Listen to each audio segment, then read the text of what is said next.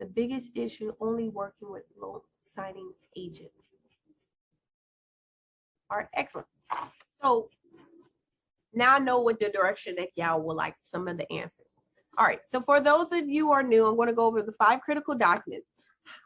If you can give me a chance in the chat, please name some of the critical documents you think that we're going to go over. Do you think that, let's see, a power of attorney is a critical document? Do you think a AKA, a signature affidavit, is a critical document? Do you think that a occupancy is a critical document? Put the critical documents in the chat right now for me to make sure that you understand where we're going. So I say all of that to say, typically when I call a borrower, I make sure I follow up with a text message. So I have a simple text verbiage that I have in my phone, just in case that they're not able to answer my phone. And they usually appreciate that, because 9 times out of 10, they are literally at work, right? Working professionals. So I'll follow up with a message saying, hi, my name is Renee, and I am your loan signing agent. I am not a notary public, and I am a loan signing agent, and I am assigned to your case. And I just want to let you know that we are scheduled to be there at 6:30 p.m. on April the 1st, 2022. I just want to let you know that it may take about 45 minutes to an hour. So I would like for, the area to be signed at a table if that's something that you have to accommodate. We will sign in whatever color ink that is a part. Usually blue is, I would say, king. And if the confirmation says black, use otherwise. Certain states require a certain color, right? But the universal color, I would say blue, just in Miss Renee opinion, in my experience. And then lastly, I will make sure that I confirm the address. There has been a lot of times that I did not confirm the address. And I actually went to their office instead of their resident, or I went to their resident instead of the address, and there was some type of mix up. So one of the things is to make sure that you confirm the address before you get off that phone. Lastly, I let them know that if they have any question or concern, feel free, that I am reachable and I'm textable. They really tend to like that.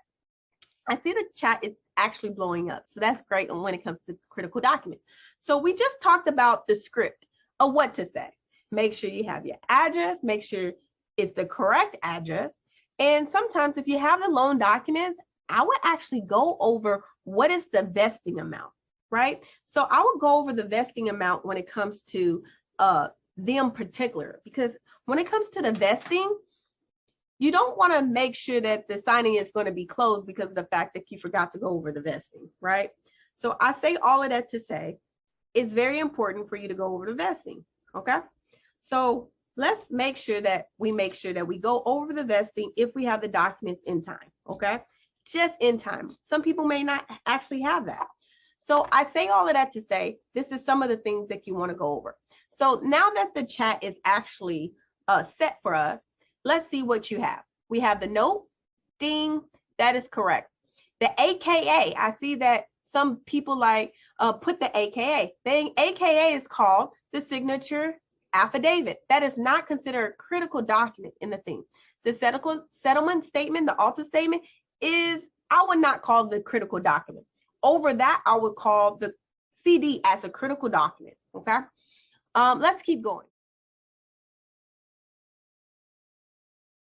Able to see that. I kind of showed you that on my Calendly opt-in form, but definitely it's not something that you need right now. It's something that you may aspire to get eventually, okay? Business cards and brochures, I showed you how important it is for you to get business cards and brochures.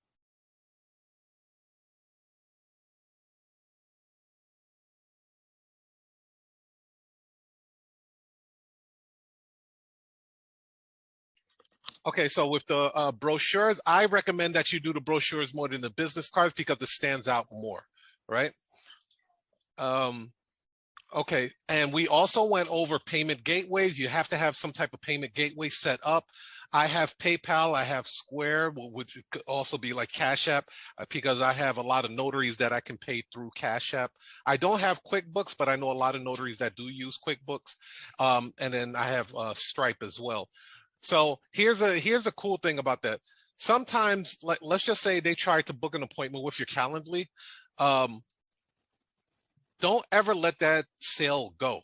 Be sure that you get that person back on the phone, and if they tell you, hey, I'm having some problems processing my order to book an appointment, you can say, you know what, no problem.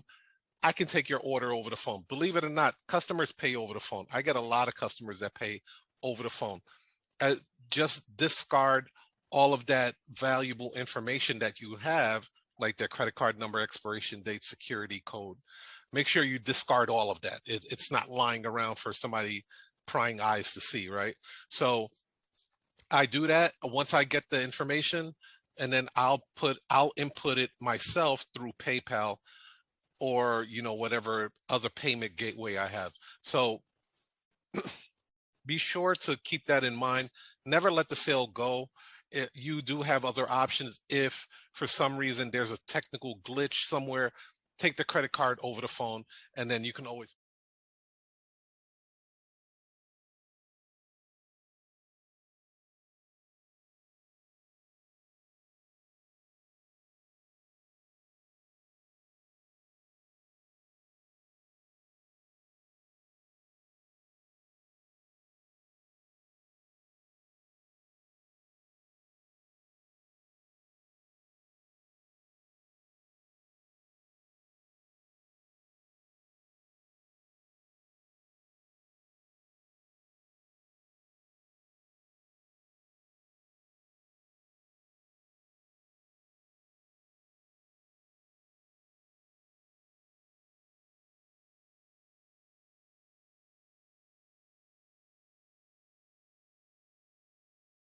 Out and spell it right. If they say you can't cross it out and spell it right, guess what? A redraw is going to happen. And now it's not guaranteed that you're going to get all the money that you was promised because you didn't conclude the signing. So certain steps to make you a great notary. The purpose is to make you a great notary. So I'm coming on here with my coach to tell you some of the things that during my journey, I wish somebody would have told me. That was it. All right. So let's keep going. All right. Now there's a little initial. Pay attention to that initial. Because, baby, let me tell you, these initials were a demon to me. Okay? Yeah, I'm speaking spiritual. But it was a demon to me because I sometimes overlooked it, and I had to go back. And going back and not getting paid to go back is not good. So I wish that you better than me. Okay? And I'm coming up in here because I don't want you to miss some of the mistakes that I missed as a notary. Yeah, I was able to scale my business very, very fastly. When I was a notary, my first month, I made 2.5. My next month, I made 6,000. Why? Because I actually saw a girl that looked like me on YouTube and told me her first 30 days, she made 6,000. And I said, wow. She told me all the recipe, and I just scaled my business. And I'll share that YouTube video with you guys. And if you know me, you already know I already shared it with you. So that was some of the secrets that she told me, just like the secrets that I'm telling you. And then my third month, I made 6,000. My fourth month, I made 7,000. My fifth month, I made 8,000, almost 9. And then I said, I need a coach. I said, there's too many orders out here. And I'm not getting all of them. So I scaled my business to a signing service. And I got my coaching from Mr. Toledo. When I did that, he was able to show me how to scale my business and still work in the company until I was actually ready to actually launch to the public, right? So I brought one person in, and I would call it a little bitty signing service, right? At the time, right? I brought some people in that I coached to kind of take orders.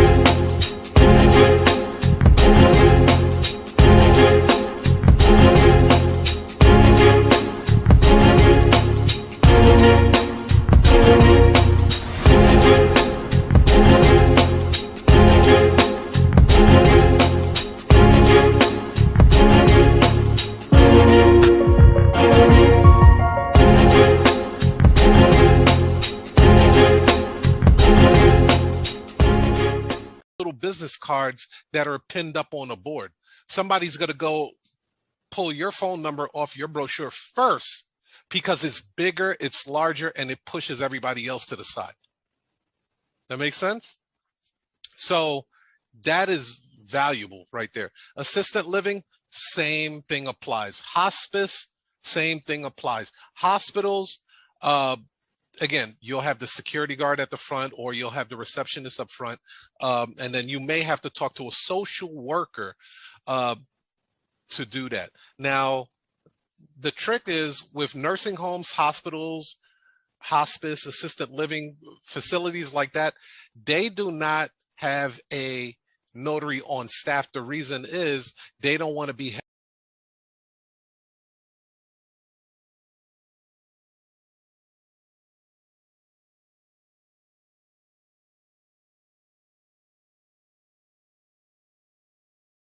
due to medical and financial power of attorney. They're usually getting a transfer of death instrument, which is also called a TODI, or most likely they're going to get a last will and testament or a trust package. If they don't mention that to you, I highly suggest that you suggest it to them. Be like, are you guys getting a last will and trust in place as well? You know, just casually mention it, right?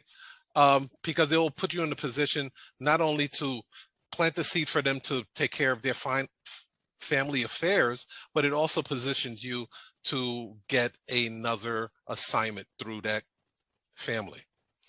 So as you can see, a lot of this stuff with power of attorney is very family oriented. Okay.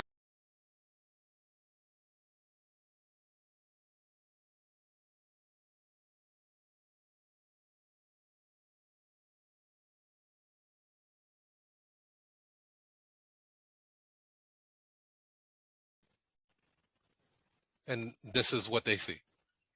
Simple, clean, no big deal. Hey, you want to save money on your next traveling notary service? Go ahead and get this free coupon that we have. Now, this is just a mock-up. I see the little error. It says the 20% off. We changed it to 10. But you can add images, you can add videos, you can add all kind of different things on there where you can entice the customers to want to give you your information. Remember, social media, the reason why, the first thing that they ask you before you can create an account is your email. That is the very first thing that they ask you before you can create an account, because they know they can remarket to you. They can remarket.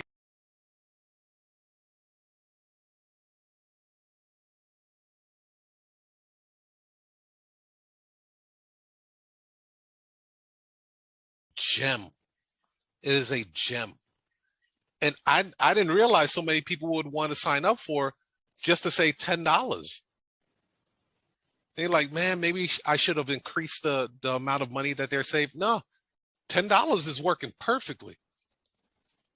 So yeah, this is the email that they get. And then what they'll do is a lot of times they'll just call the number on here, or I reach out to them and call me like, hey, we just got your online inquiry.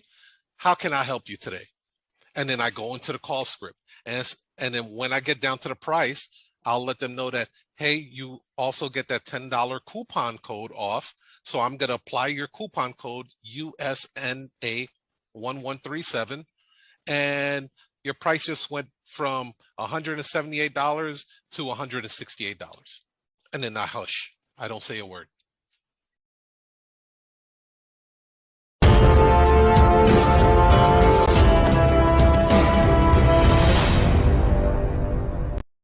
But I believe from the research that I've been doing, a voucher is going to be really, really powerful, more than the coupon code, because people like vouchers, people like credit, right? Things to get credited to their account. So I created with my notary agency logo right here. It's going to say like $30 off. Of course, I can always mark my prices up and then drop it down. That's why you always want to have high prices. If your price is too low, you can't offer discounts. And then if you can't offer a discount, your customers does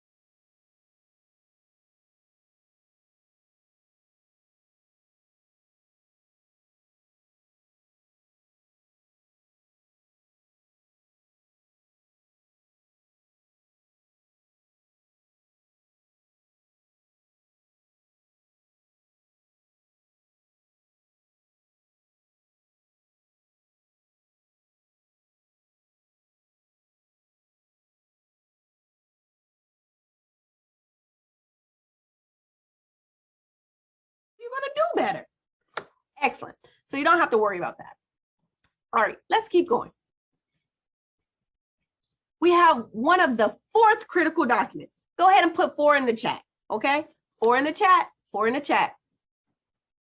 All right, I see a lot of 4s going. All right, now it's called the deed of trust. Deed of trust. This is one of the important ones. And I'll give you a notary hack. Says no one ever pay attention to the second page. The second page is very important, okay? And so as section B. Section B is so important when it comes to the deed of trust, okay? Why is it a deed and why is it a mortgage? Well, what I was told by Carol Ray, and she was one of the best in the industry, okay, when it comes to teaching loan documents, okay? What Carol Ray told to me was that 1, 2, 3, 4, 5, 6, 7. So what Carol Ray said to me was that the difference between the mortgage deed and the deed of trust is all about who is listed as number D, where the property is and what the rules are when it comes to foreclosure. It's not so much that we need to know as a notary, but it's good information to know. In section D, these are the people that needs to be notified if your property is in foreclosure. So why is it a deed or a mortgage? Well, in counties in Florida, it's a different type of rule. So they plan a different type of game, okay? So in Florida properties, you're going to see deed because they have to notify the sheriff in order for foreclosure to happen. They can't just notify the trustees of the actual mortgage. So they have to go one more step. So when they notify the sheriff for foreclosure, the sheriff has to be involved. They just can't foreclosure on the house, right? So that's one of the real reasons why it says mortgage versus says deed of trust. Hope that was a notary hack. If you think that was great, put notary hack in the chat. Go ahead and put notary hack in the chat. I'm pretty sure a lot of notaries didn't know that. You just saw, oh, well, it says mortgage, but I don't really know why. So that's one of the important things that I hope that you got that. All right. So now let's focus on number B. B is the vesting. As a notary, just like the RTC is important, it's our job as a notary, at least Miss Renee would say, is that you go over section B. Section B is so important. Why? Because that can really make you only get a portion of your fee if you don't pay attention. So that's why I say, if you get the documents early, it's an extra thing for you to do, but it may be important for you to identify, does this name match the confirmation? Meaning, is the confirmation sheet that you receive is correct, and is the deed matching it? Let's do our proof mechanism. If not, drive 20 minutes away, drive 30 minutes away, drive an hour away, sit there and you're going to go over this. And if it's not part of your 5 critical documents that come to the front of the loan document, sit there and, realize that the deed, her name is misspelled or his name is misspelled. And if that's the case, you better pray to make sure that title or the signing service approve for you to cross it out. Not necessarily you, but the borrower. Cross it out and spell it right. If they say you can't cross it out and spell it right, guess what? A redraw is going to happen. And now it's not guaranteed that you're going to get all the money that you was promised because you didn't conclude the signing. So certain steps to make you a great notary. The purpose is to make you a great notary. So I'm coming on here with my coach to tell you some of the things that during my journey, I wish somebody would have told me. That was it. All right. So let's keep going. All right. Now there's a little initial. Pay attention to that initial. Because, baby, let me tell you, these initials were a demon to me. Okay? Yeah, I'm speaking spiritual. But it was a demon to me because I sometimes overlooked it, and I had to go back. And going back and not getting paid to go back is not good. So I wish that you better than me, okay? And I'm coming up in here because I don't want you to miss some of the mistakes that I missed as a notary. Yeah, I was able to scale my business very, very fastly. When I was a notary, my first month, I made 2.5. My next month, I made 6,000. Why? Because I actually saw a girl that looked like me on YouTube and told me her first 30 days, she made 6,000. And I said, wow. She told me all the recipe and I just scaled my business. And I'll share that YouTube video with you guys. And if you know me, you already know I already shared it with you. So that was some of the secrets that she told me, just like the secrets that I'm telling you. And then my third month, I made 6,000. My fourth month, I made 7,000. My fifth month, I made 8,000, almost 9. And then I said, I need a coach. I said, there's too many orders out here. And I'm not getting all of them. So I scaled my business to a signing service. And I got my coaching from Mr. Toledo. When I did that, he was able to show me how to scale my business and still work in the company until I was actually ready to actually launch to the public, right? So I brought one person in, and I would call it a little bitty signing service, right? At the time, right? I brought some people in that I coached to kind of take orders from me that was locally, and then locally becomes regional, and regional becomes nationwide. Someone told me, hey, do you have signings in Alaska? I said, okay. And then I realized Alaska terrain is very hard. So I stay out of Alaska. So if you're ever thinking about being a signing service and you want to be nationwide, don't go to Alaska. Because that terrain, notary's telling me if you fly me up the mountain, what you mean? And I'm in the military too, so you would think I know terrain. But man, those maps was a little bit hard. But I do go to Hawaii. So with that being said, we do offer signings in Hawaii. But let's get back to this, okay? So we're on page 2, you guys, page 2. If y'all like what I'm saying, if you really like what I'm saying, please show me some love in the chat. Put some hearts in the chat, and show me some love, because that's how more excited I get and more hacks that I drop. If y'all dry, I won't put no hacks, no more hacks. So show me some love, okay? All right, excellent. So now, second hack. This right here, how many people pay attention to the second page? Or you just fly through the 14 pages of the deed of trust or the mortgage, and you really don't pay attention to the second page?